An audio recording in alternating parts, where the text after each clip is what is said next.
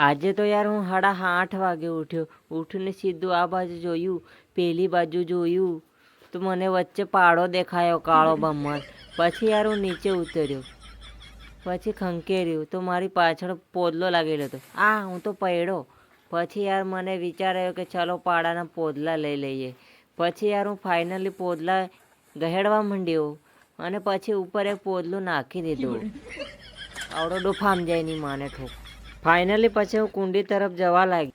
તો ફાઇનલી મેં ગચડંગ દાંગ કરતો કુંડી નજીક જવા લાગ્યો. આ મારા મરચા સુકાય છે લાલ બમ, કોઈને લગાડવા હોય તો કહેજો ડેકામાં. પછી ફાઇનલી મેં કુંડીમાં હાથ બોળીને મોઢું ધોવા માંડ્યો.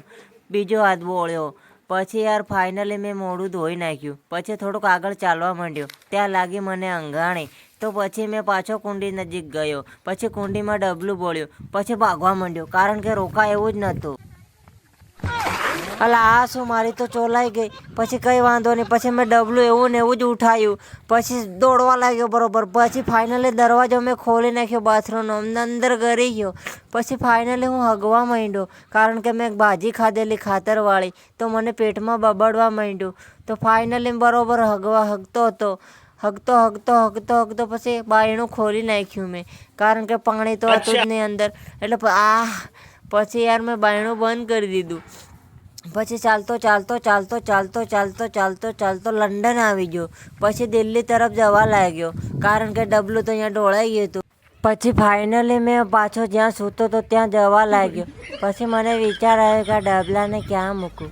એની માને આને તો નાખી જ દેવું પડશે. હવે શું કામનું, ડફામ જાય ની સોરેન હું. પછી મેં ફાઇનલી જ્યાં સૂતો તો ત્યાં જવા લાગ્યો. ઘસડંગ દાંગ. તો ફાઇનલી જ્યાં સૂતો હતો ત્યાં પહોંચી ગયો. પછી પાછો ઉપર ચડવા લાગ્યો. પછી ત્યાં પાછો સૂઈ ગયો. આજનો દિવસ અગવામાં અને પડવામાં કેમ જતો રહ્યો મને તો કાંઈ ખબર જ ના પડી. તો યાર તમને વ્લોગ કેવો લાગ્યો નીચે કોમેન્ટ કરો.